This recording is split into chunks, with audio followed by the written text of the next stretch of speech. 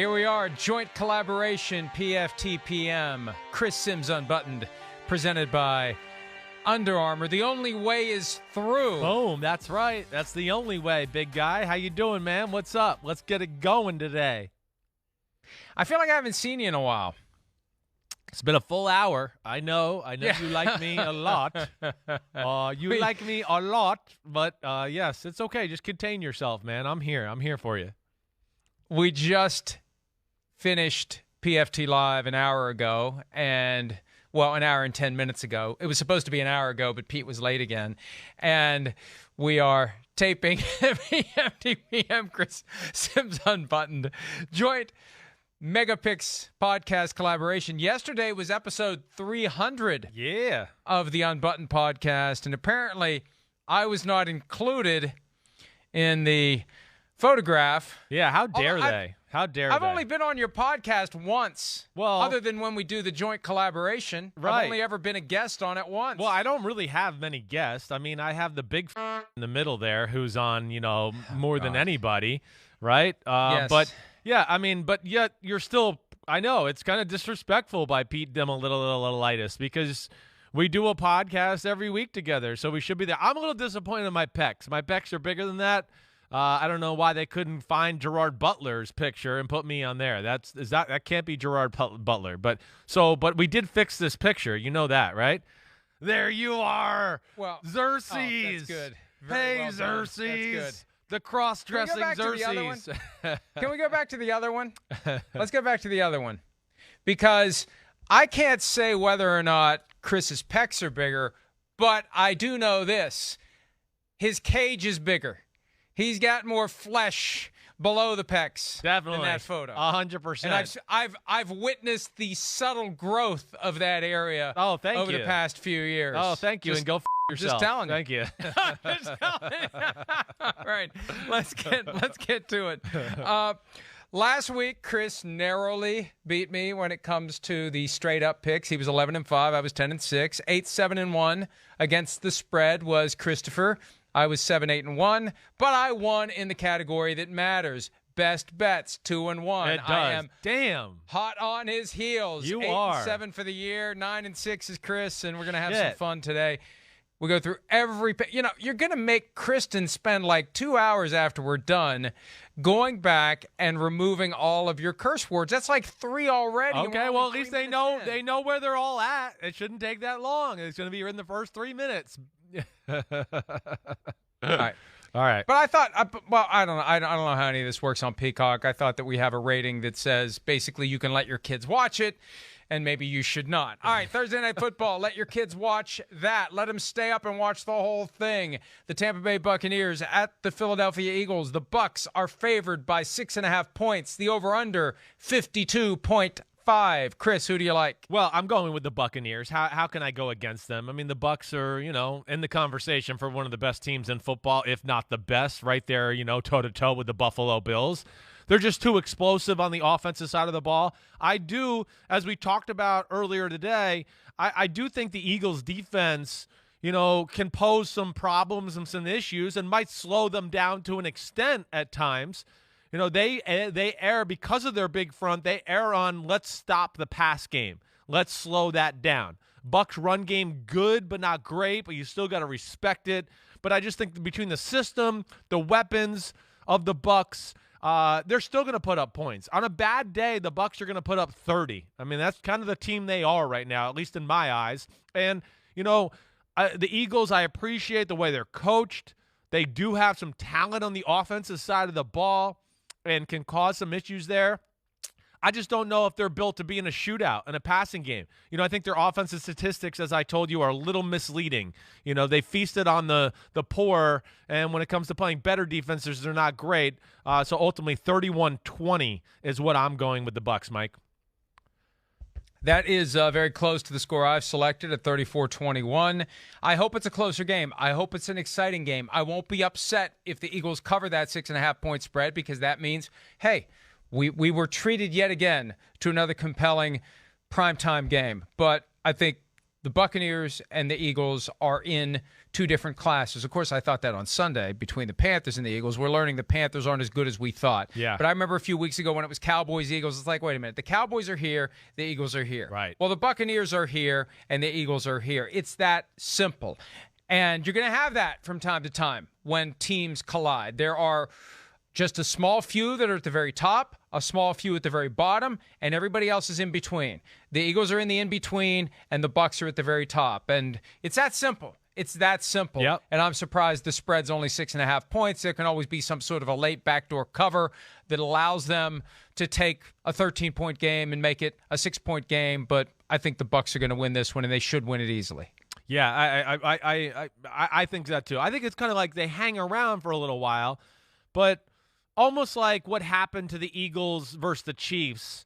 I just don't know if they're going to be able to continue answering the firepower of the Bucs. I got to see it first to believe it. Like I said, Jalen Hurts, it's been good, but again, when he plays better defenses, it has not been that great. There is a weakness in that Bucs secondary. We know that, and there's some good receivers on that Eagles offense.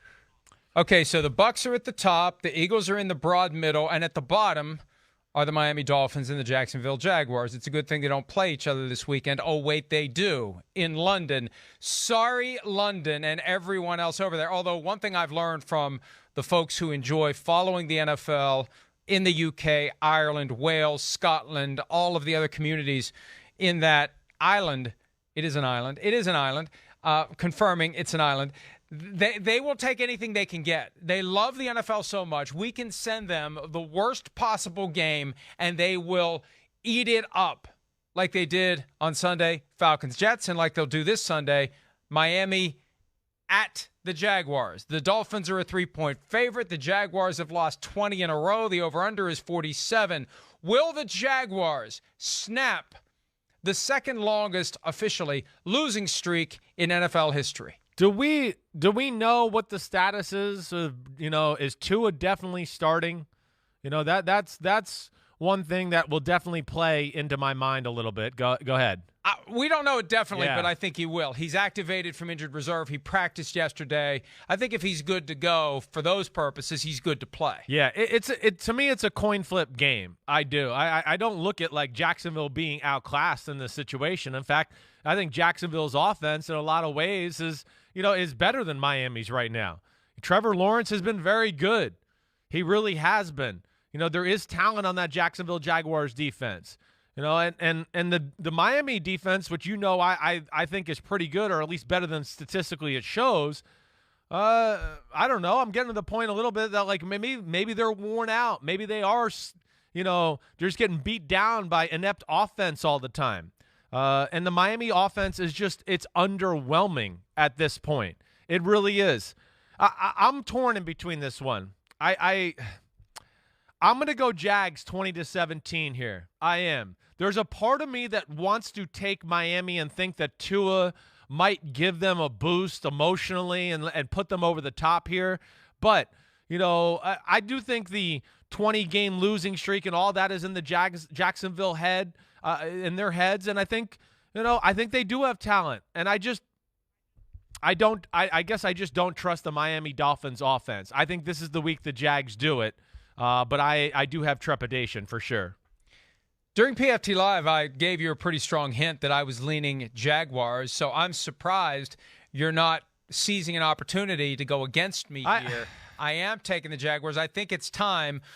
If it was any other team that they were playing, I would not pick the Jaguars. This is the perfect time to get the Dolphins. Look, even with Tua coming back, there's still this weird vibe in the organization about whether or not they really want Tua, whether or not they want to make a play for Deshaun Watson.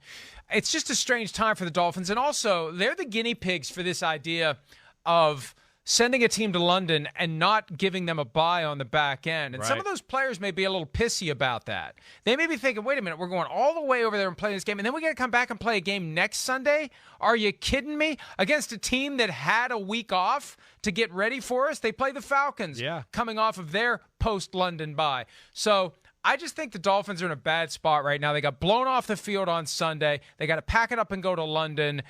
They just feel like a team that's lost their way, and I feel like they currently have lost their way even more than the Jaguars have. It's plain and simple to me. I think the Jaguars finally get their win, despite the Urban Meyer distractions and everything else that's going on. And you know what? They could win, Chris, and he still could be fired next week. Yeah, I know. Given all the other stuff that we've forgotten about from 2 weeks ago, thanks to John Gruden. But there's still a chance that they win and he's gone. Yeah, I know. It's a very real possibility. I think you and I have heard from enough people in the NFL in the know and, connected to the situation that that's a real thing. So we'll see where that goes. I'm really torn. I really am with that game. I was like, I could show you my sheet. I've crossed it out. I had Miami going 20-17, and then I went back to the Jaguars 20-17 just because, again, even if Tua does play, he's been off for a long time. So I don't know how good he'll be, when he does come back and play under these circumstances.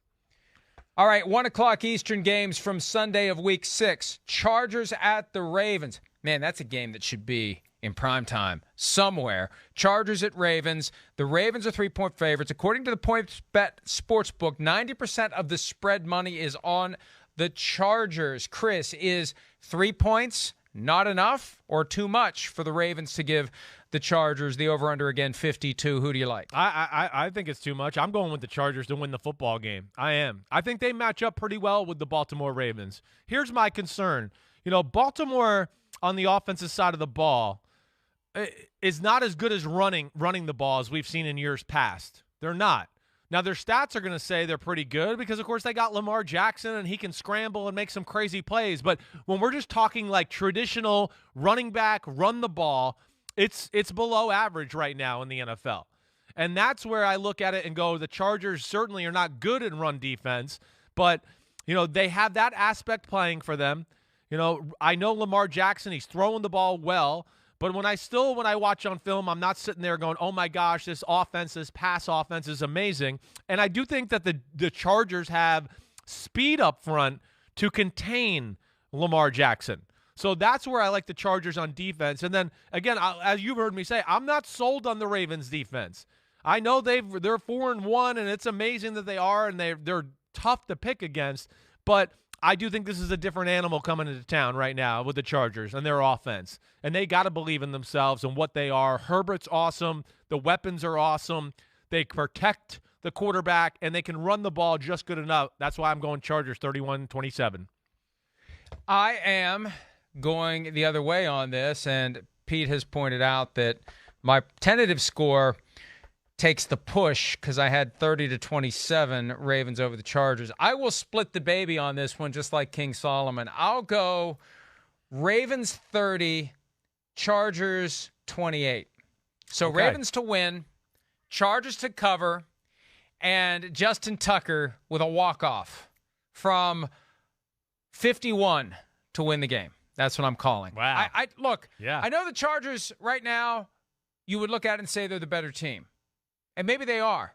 But that doesn't matter when it's time to suit up and play. I hear you. And the Ravens keep finding ways to win. Every game they're in is close. They are the new cardiac kids. That drives Miles Simmons crazy when I say it because he's an old-school Browns fan, and the Browns were the cardiac kids back in 1980, and the Ravens are the new cardiac kids. But this is part of me like rooting for a great moment as the 1 o'clock games come to a crescendo, that this will be something like it was a few weeks ago when Justin Tucker bounced in the 66-yarder. It won't need to be 66 this time. I'm going 51-yard field goal to win the game. Justin Tucker, 30-28. The Ravens win. Hopefully it will be a great game. In Carolina at the same time, 1 o'clock Eastern, the Vikings at the Panthers. Christian McCaffrey, 50-50 to play. I don't know that it matters one way or the other because the Panthers have taken a dip after we saw their 3-0 start. The Vikings are slim favorites on this one on the road. The Panthers, the home dogs, getting 1 point, 46 is the over-under. Who do you like? Well, I'm still going the Panthers here. It hasn't been pretty. I know that. It hasn't. Sam Darnold, even when they were 3-0, it wasn't as good as everybody was saying. In the last few weeks, he's had some key turnovers that have certainly hurt their football team. Definitely. I see a little bit, too, of defenses getting a feel for Joe Brady's offense. I see repeat concepts, maybe a little too much or more than I would like. So I think Zimmer and the defense will hang in there. There's no doubt about that. I mean, the Panthers, interception down in their own goal line, blocked punt last week. They should have beat the Eagles. They screwed that game up. I do think, of course, though, with the Vikings, Zimmer knowing that offense, which is very Sean Payton-ish, he will have, some right answers for that. And, of course, he didn't have the right answers on Christmas Day. No, but on Christmas Day, but he did have the right answers when he beat them in the playoffs, though, too. So, I don't know. And the other two playoffs, both playoff games. So, shut up, all right? So, but we'll see. Most recent experience. I know. And then, 7 touchdowns for Alvin Kamara, or 6, or whatever it was. I respect the Vikings offense, Dalvin Cook, the way Kirk Cousins is playing. But the Panthers defense can stop the run. And with those corners just having to focus really on 2 guys, I'm going to take the Panthers to win kind of an ugly, close football game in this one. 20-17 Panthers. I've got Vikings 27-21. I think that the reprieve they got from the Warden late in Sunday's game against the Lions will give them a little bit of a boost. They should get Dalvin Cook back. Yep. The passing game is performing fairly well. The defense not as bad as it's been. They've played fairly well on the road this year. They lost to the Bengals in overtime. They should have beaten the Cardinals, but for a missed 37-yard field goal. I think they'll be fine in Carolina. Typically and traditionally, they have not done well there. I think this is going to be a different experience. I think the Vikings pull off the victory, 27-21. Green Bay Packers at 4-1. At the 3-2 Chicago Bears. It's amazing to think if the Bears win this game, they'll technically be in first place in the NFC North. Amazing. The Packers are 4.5-point favorites. The over-under is 44.5. Surely you're not going to pick the Bears to win. No, I'm not. But I think the Bears will be close and be a pain in the ass throughout the game. I do. Of course, their defense, I think a lot of it. The pass rush is as good as it's been there in Chicago in a few years. They can get after the quarterback. There's no doubt about that. But again, the offense, I've liked what it's looked like, and it's better, and it fits their team. I just don't know if it's enough here to beat Aaron Rodgers and the Green Bay Packers. Green Bay has shown a toughness to me this year that I did not even see in the previous 2 years of 13-3. And I don't know if they're going to go 14-3 or not this year. But I have more faith in them in these type of games, I think, than I did in years past. Their defense is sound. I don't think they'll be tricked or overpowered in the run game by the Bears or any quarterback design runs. And then just the offense, of course, as we've talked about a million times with the Packers. It's always the right play. They execute. And, of course, they got Aaron Rodgers, 24-17 Green Bay. Yeah, I've got Packers 28-20. It's the similar thought process. Look, the Packers have dramatically turned it around since that week 1. What the hell was that against the Saints in Jacksonville? The defense has gotten better. I thought they were going to be a liability under Joe Barry. They've improved. There's still questions about Justin Fields.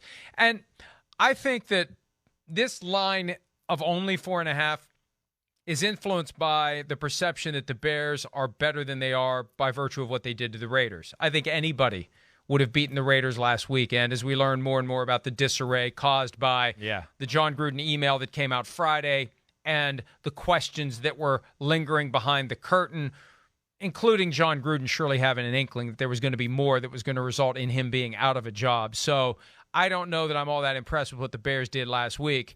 I am impressed with what the Packers have done week in and week out. 28-20, Green Bay moves to 5-1, and the Bears have a more realistic record of 3-3. The Cincinnati Bengals at 3-2, taking on the winless Lions in Detroit. Joe Burrow on vocal rest this week after getting poked in the throat. His voice has been failing. They may need the old Steve DeBerg speaker system on the back of his shoulder pads, which he actually used in 1980 when he had lost his voice. But the Bengals are favored by 3. The over-under is 47.5. Do the Lions under Dan Campbell get their first win ever, Chris? No, I don't think they will. I actually think it'll probably be a heartbreaker again, unfortunately. I don't like saying that. Lions defense has been playing pretty good football. The Bengals offense is good, not great. You take away Jamar Chase's ability to make an unbelievable big play and Joe Burrow in that connection, there's just to me it's not consistent enough. They can't run the ball consistently enough. They can't find big plays anywhere else other than Chase is one-on-one and now we'll do that. Now they'll probably get one of those. I don't doubt that at all. I mean, if you leave him on an island, he is officially classified as 3 rockets up his ass and he's going to run by you. He is, period. Detroit's offense, it's solid, but it just doesn't make enough plays. I'm going to go, and it's funny, I'm looking at this.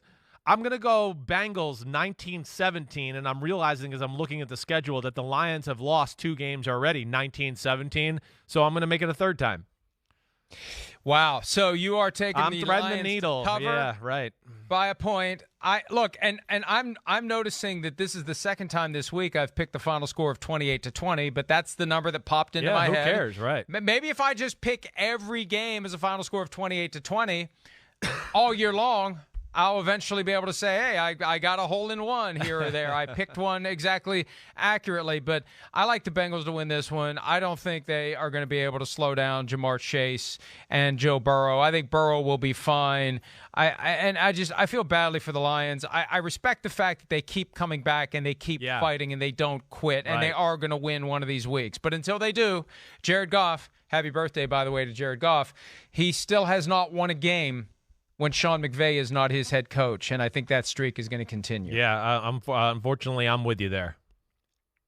All right, next game on the docket, the Houston Texans at the Indianapolis Colts. The Texans almost beat the Patriots. They blew a big lead against New England at home. The Colts almost beat the Ravens. They were up 19 in the second half in Baltimore. The Colts, 10-point favorites. I can't imagine that a 1-4 team has been a double-digit favorite anytime in the recent history of the NFL, but they are now because it's the Texans. Over under 43. It's the biggest spread of the week. Will the Colts cover, Chris, or do you think they may be upset? No, I got them covering, actually. I think the Colts are close here. I really do. To play, like, being a really good – that was a heartbreaker last week. I mean, plain and simple. No other way to say it.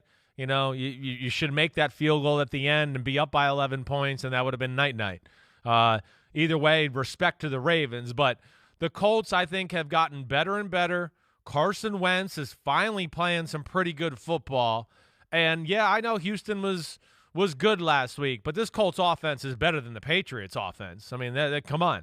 And we know they got a borderline superstar running back in Jonathan Taylor. I think they got the run game going. I think they're okay on that side. And the defense, of course, is good.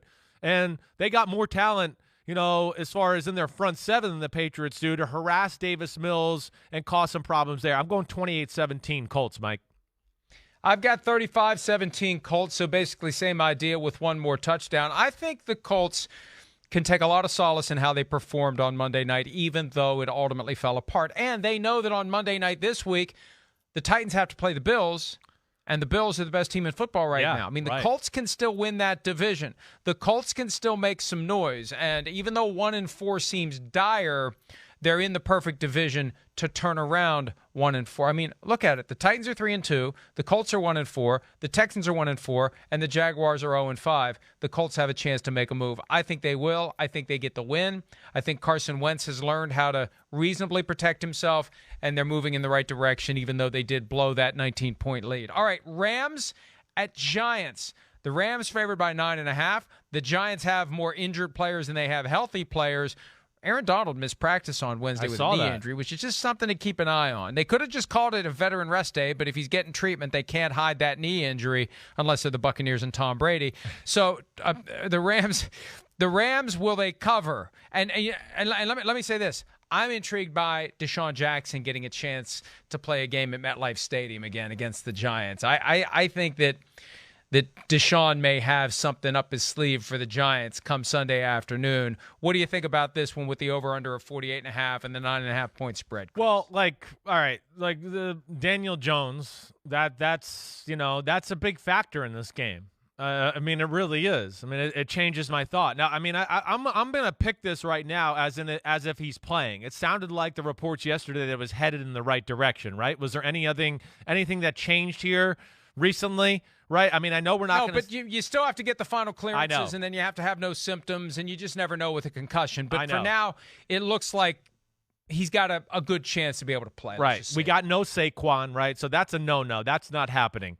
The Rams' defense has been a little underwhelming. I mean, Rams are clearly the better team, and I'm going to pick them to win this game. There's no doubt about that. But I do think the Giants' offense has kind of hit, like, you better watch out. They're kind of scary. Especially with the weapons at wide receiver. And, I don't know. I know Galladay is not going to be 100%. But, man, the emergence of Kadarius Toney, I think we're going to have Sterling Shepard back this week, but I'm not sure about that either.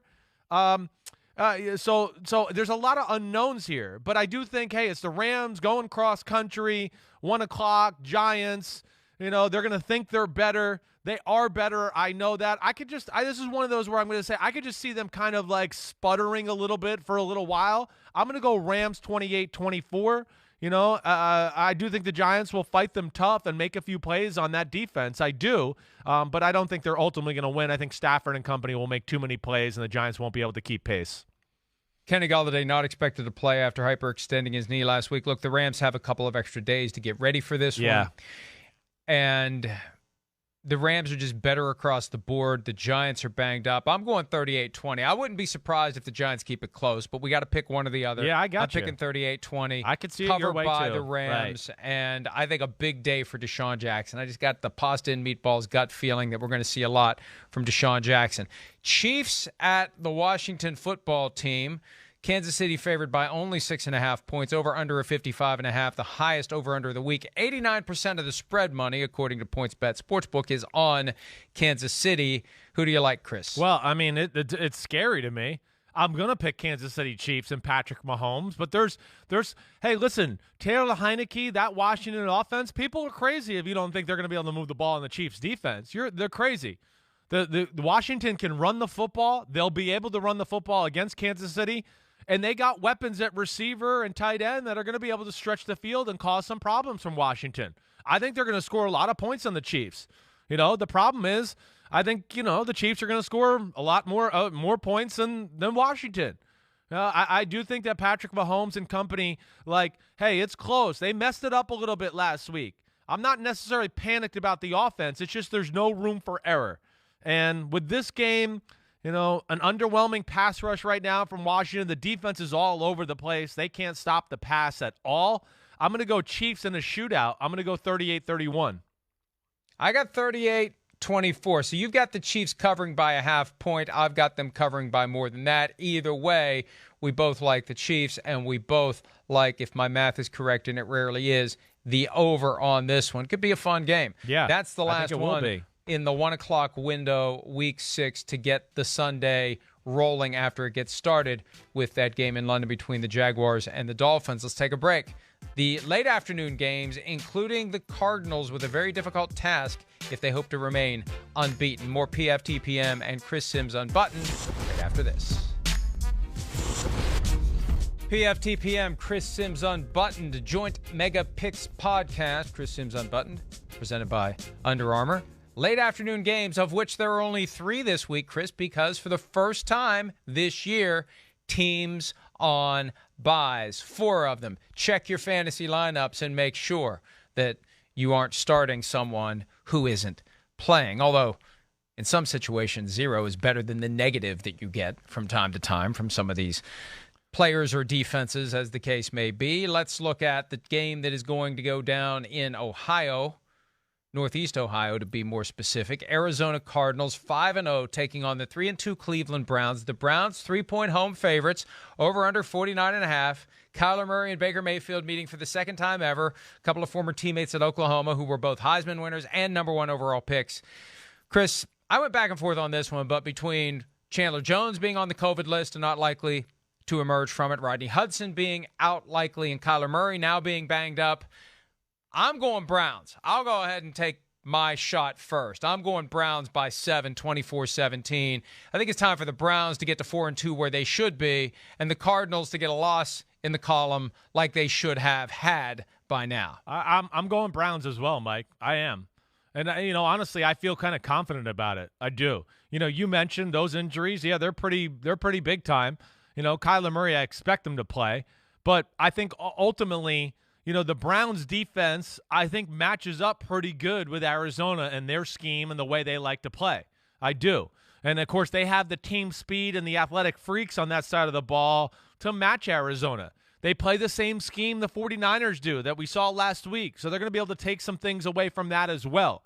So I look at that. Then they're, on the road, outside in Cleveland, by the lake. Weather's not, could be a little windy. And then the other aspect, I just look at it and go, Arizona, they keep you out of the end zone.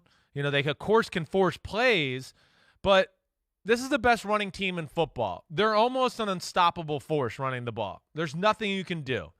And Arizona is not great at stopping the run. I mean, they're less than average, really. I'm just trying to be nice and not great. I think Cleveland's going to have their way running the football. And then I do worry about, you know, some of the one-on-one matchups that Arizona might have on the outside versus the Cleveland receivers. I think they could have issues there. I think they're a little compromised in this one. You know, they played the 49ers last week, I know, but having Trey Lance at quarterback and him not being able to throw the ball and be surgical that way really played into their hands to be able to just like, wait, it's quarterback run. You know, we know a few play action passes and here and there, and they're going to be over the middle. We can stop that. I think the Browns are going to kind of, you know, handle them. I'm going 31-20 Browns in this one. Wow, you have even more than I do. I said 24-17. I looked at the weather. It's going to rain Saturday all day long per the forecast. And right. We know that often the forecast doesn't come to fruition. The rain's supposed to stop well in advance of this one starting, so rain shouldn't be an issue. It's going to be in the low 60s at kickoff. It'll be a perfect fall Cleveland day. One of those games where it's daylight when it starts and it's dark when it ends. Yeah, right. I love those that. kinds of games. Too, it has a different vibe and a different feel as the day goes on. Right. And I think the Browns win. Quick sidebar. I've got a nephew who's 17 years old who is a rabid fan of the Arizona Cardinals, which is inexplicable.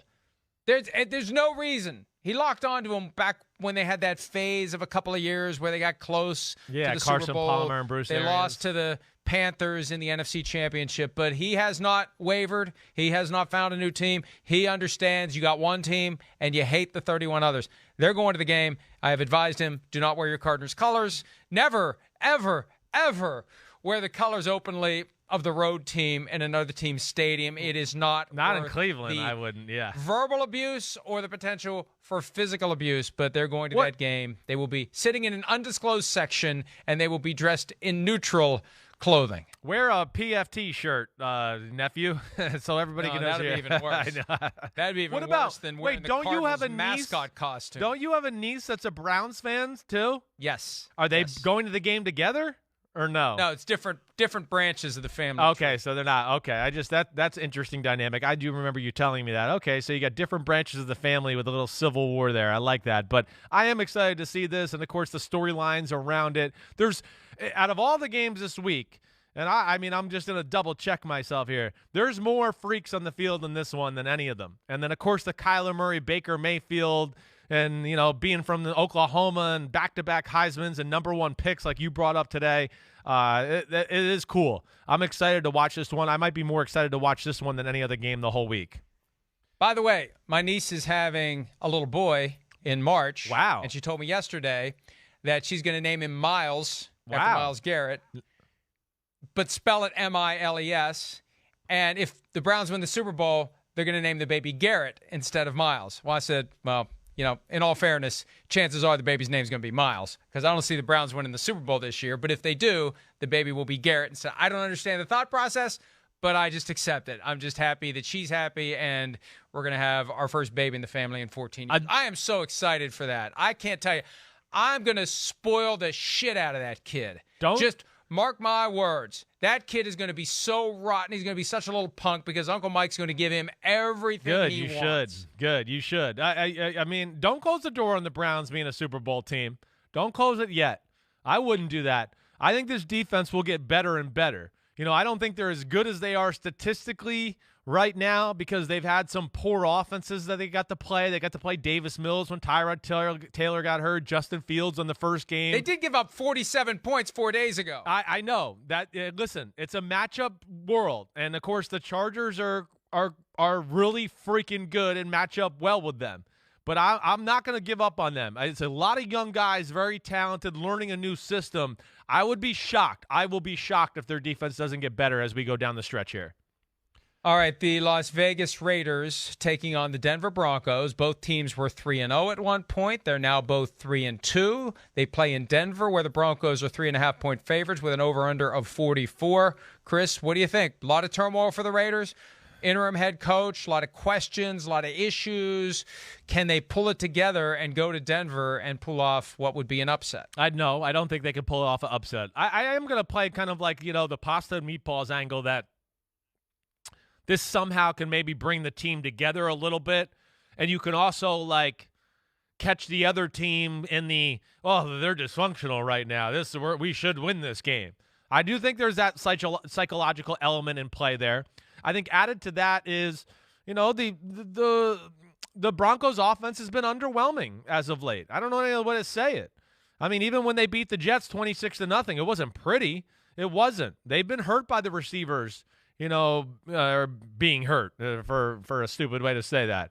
And they haven't been quite as good at running the football as I would expected, but their defense is damn good. I do think that.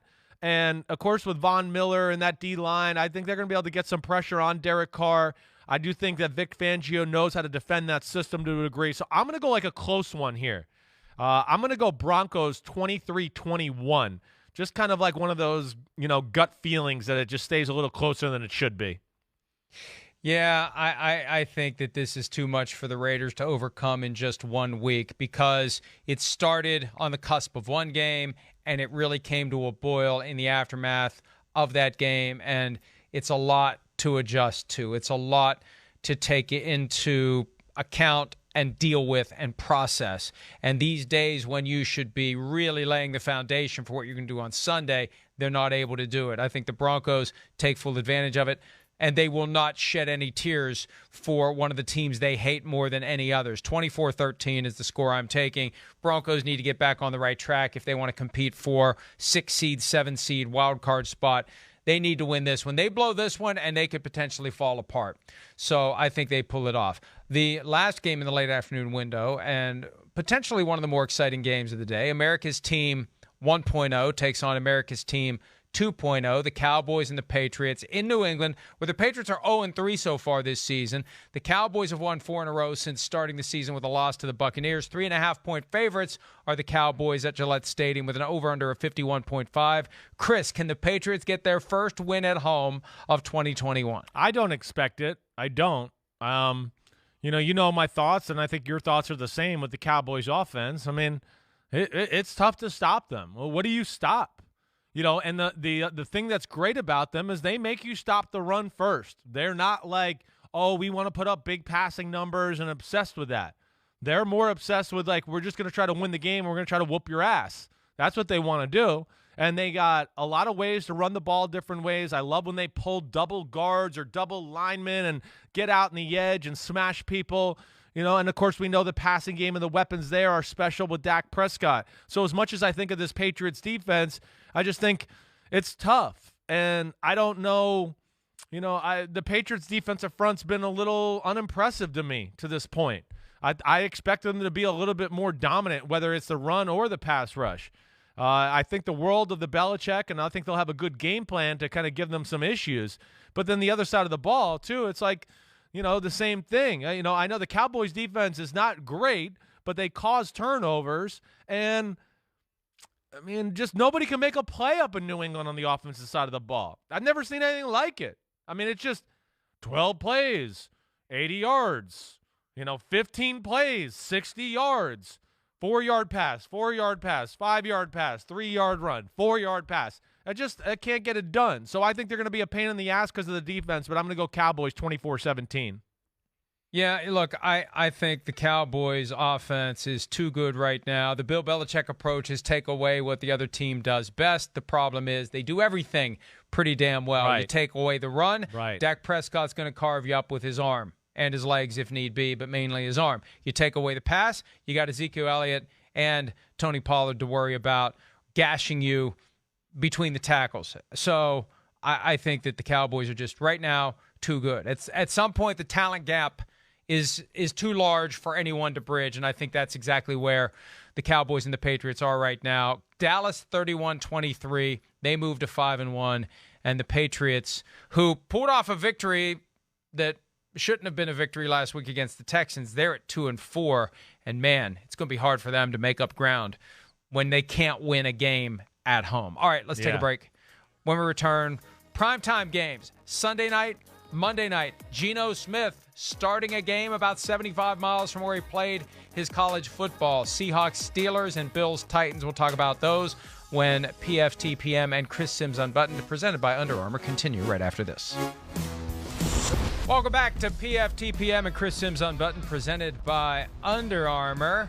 Chris, you have something to say. Yeah, I do. I mean, I got to give some love to Under Armour because the only way is through, but we are supported by Under Armour, and just like us, Under Armour wants to give you an edge.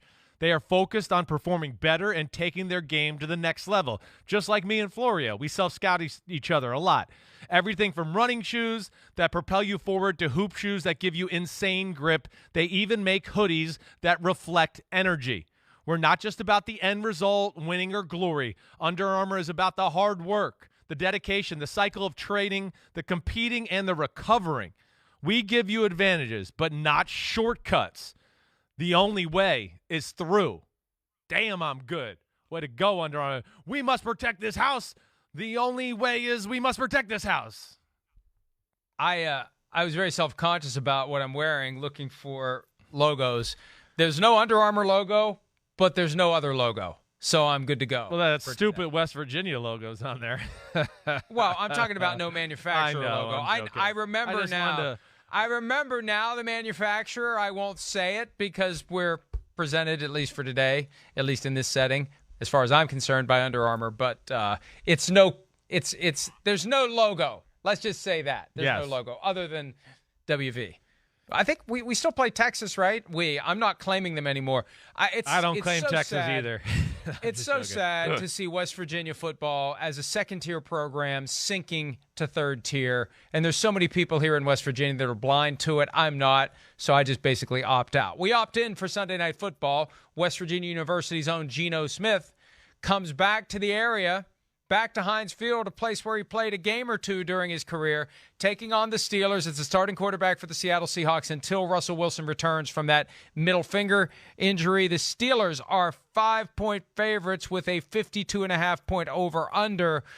The Steelers haven't been as good as they thought they were going to be, but the Seahawks with Geno Smith playing. Chris, what do you think about this one? You know what? The last time the Seahawks had a Sunday night game without Russell Wilson was Week 17, 2010, the Charlie Whitehurst game against Sam Bradford for the NFC West title. Riveting stuff. Russell Wilson has not missed a start in his career. This is the first game without Russell Wilson since he was drafted in 2012. Yeah, no, it's crazy. It's going to be crazy not to see him out there, leading the charge. There's no doubt about that. Yeah, I mean, listen, I'm not sitting here going, oh no, Russell Wilson's not out there. Seattle's going to fall off the earth. I don't look at it that way. I think Geno is competent, and as we saw a little last week, he can move the offense. He's got a good arm. He's a decent athlete. But I just don't have a whole lot of faith in the Seattle Seahawks team in general. Listen, if Matt Stafford was on last week, they would have gotten blown out in that football game. He missed some plays and some throws where you just go, man, I don't know what he was looking at. Can't believe he missed the target. Wait, the first read down the middle of the field, wide open, but he didn't go. I mean, there was just a lot of that stuff. So I have no faith in the Seahawks defense. That's the biggest thing. And then you can run the ball in Seattle. And to me, that's the key with Pittsburgh, as we've discussed over the last few weeks. And last week, I think they kind of found their formula and how they want to run and what they want to do. And Najee Harris being Le'Veon Bell 2.0, and, when they can run the ball a little bit, it does what? Like we talk about, Mike, it creates some one-on-one matchups between Deontay Johnson and Chase Claypool, and nobody can cover them. Nobody. They are stud, superstar-type wide receivers. So because of that, I think Pittsburgh will score just enough points, and, of course, I think Pittsburgh's defense is damn good too. I'm going to go Steelers 23-17. I've got 23-14. We're in the same ballpark because the spread's 5, so we both have the Steelers winning and covering. Look, the Seahawks defense is abysmal. That's the problem. Yeah. And with the Steelers finding a formula that worked last week, just keep using that same formula. The one big key is this, Chris, and this is something you've been banging on. When the play isn't there in the pass game, don't try to extend it, Ben Roethlisberger. Hit the deck or throw it away. That's the right. moment he tries to run out of the pocket is the moment he gets gobbled up, he gets hit, he gets twisted around, fumbles. and he's potentially going to get injured. So it's not good if they do that. But between Russell Wilson not playing and the defense being as bad as it is, this is a lot to ask from the Seattle Seahawks. And they lose. They fall to 2-4. They're in grave danger of not turning it around. I mean, really, they just need to try to hold on until Russell comes back. But even when he comes back, I don't know how much I don't know what they're going to be. Right. The defense is too bad. And I'm telling you, I was on KJR in Seattle last night. I'm on there every Wednesday night at 6:10 Eastern, 3:10 Pacific. We have to start thinking about what's going to happen in the offseason, because it's going to be that Russell Wilson to a new team chatter all over again, because the Seahawks are much worse this year than they were last year. And I think they end up at 2-4 after starting 5-0 last season. Yeah. All right, Monday Night Football. Last year, and it was a year ago last night, it was a Tuesday night game. Bills-Titans. The Titans won the game 42-16. Derrick Henry ran all over the Buffalo Bills. This time around, same place, same teams, prime time. Bills 5.5-point favorites. 8 of the 13 games this week have road favorites, not including the London game, Isn't that obviously, crazy? where both teams are road teams. So the Titans are 3-2, trying to get to 4-2. Bills dominant, 4 straight wins. 54 is the over-under. Who do you like? I like the Bills. Giddy up, Josh Allen. Giddy up, it's my boy Blue. I mean, I just think the beast was awoken last week. I mean, we know the defense was playing awesome. You know, I had been telling you for the last few weeks before that the offense was good, but it wasn't great. I just think now it's going to be like, oh, shit, we beat the Chiefs, and here we go. We're about to take over, and that's what I expect. I really do. You know, the Bills are they're a complete football team. And, you know, between Allen, you know, the pretty good receiving core, they can run the ball pretty good, and the defense is just top-notch, and the Titans are a little all over the place, and I don't have any much faith in the Titans' defense. And then, you know, even the pass game's been underwhelming this year with the Titans' offense. They miss Arthur Smith. They're not as creative. I know they've had receivers injured and everything there, but I'm not picking against the Bills. You know, I do look at Mike Vrabel and think, well, he's going to know Brian Daboll's system, and that could cause a few problems. And I'm not going to just say that the Titans are going to get blown out here, but I'm going to go Bills 34-24 in this one, Mike. I'm going to go even bigger than that. I've got 34-17. Not much bigger. We both have the Bills covering, and Pete has pointed out that Derrick Henry did not technically run all over the Bills last year because he had 57 yards rushing. Pete, I'll say this. Ask Josh Norman if Derrick Henry ran over the Bills last year. Ask him. He literally ran him over. Like a car. Threw him down. Right. Threw him down. And he did score 2 touchdowns, 19 carries for 57 yards, 1 pass reception for 6 yards. But the Titans were all over the Bills last year. I think we both believe it goes the other way. The Titans have just been kind of inconsistent and not nearly as impressive as they've been in the past. They've been banged up.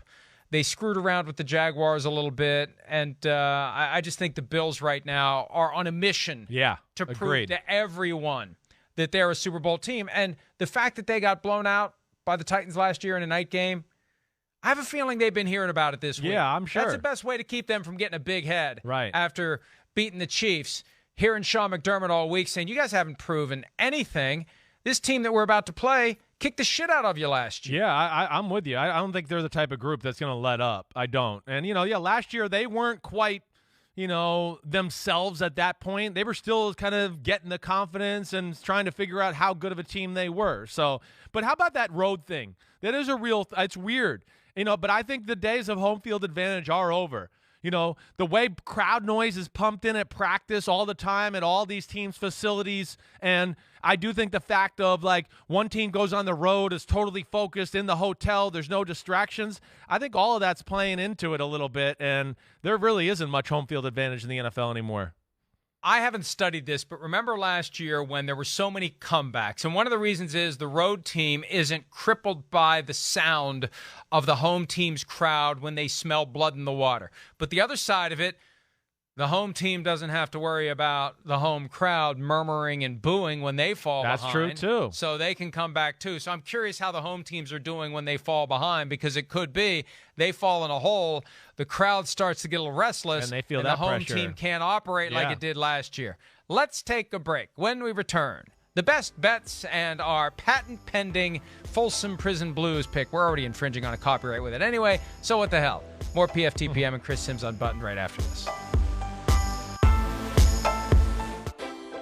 PFTPM, Chris Sims Unbuttoned, presented by Under Armour. Our best bets of the week and our Folsom Prison Blues selection, the one team that we would select to win this week if we were laying dead in a gutter and only had one team to pick. Let's start with the best bets, though. Chris, you're up first. Well, screw your Vikings. I'm going with the Panthers. I'm not going to not believe in them because of last week. I know. I'm going to go with it. I do think the Panthers are the better football team. I think this is the week they bounce back at home and get back on the right track. I don't think it'll be pretty, but I think they're going to win, bottom line, and Minnesota being favored by 1.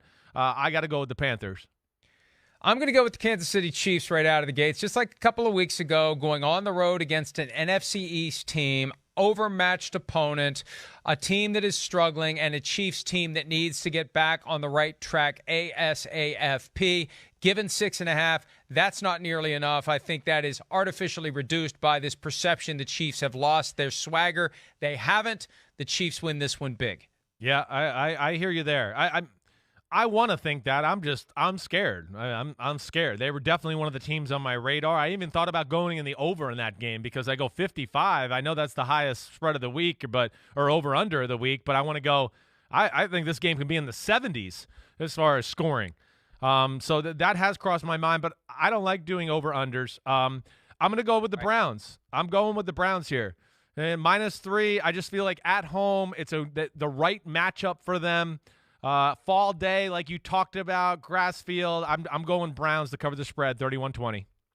Packers -4.5 on the road against the Chicago Bears. I think that the Packers defense is good enough to shut down Justin Fields and company, and I think Aaron Rodgers and that offense continuing to soar. I have absolute faith in the Packers, so give me the Packers -4.5. What's your third one? Dallas Cowboys. It's a 3.5-point spread, but Dallas just more talented. I got no faith in the Patriots offense to make plays, and as much as I like that Patriots defense, you can't stop Dallas's offense.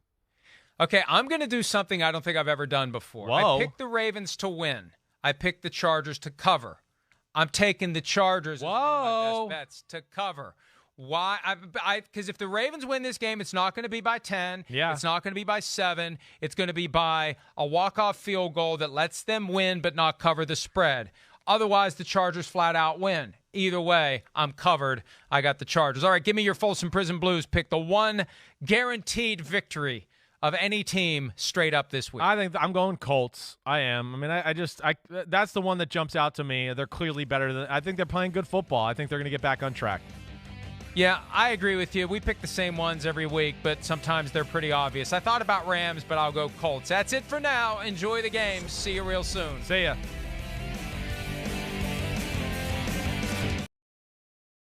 Hi, I'm Mike Tirico, and thanks for watching. Make sure to hit subscribe for the latest news and highlights from NBC Sports.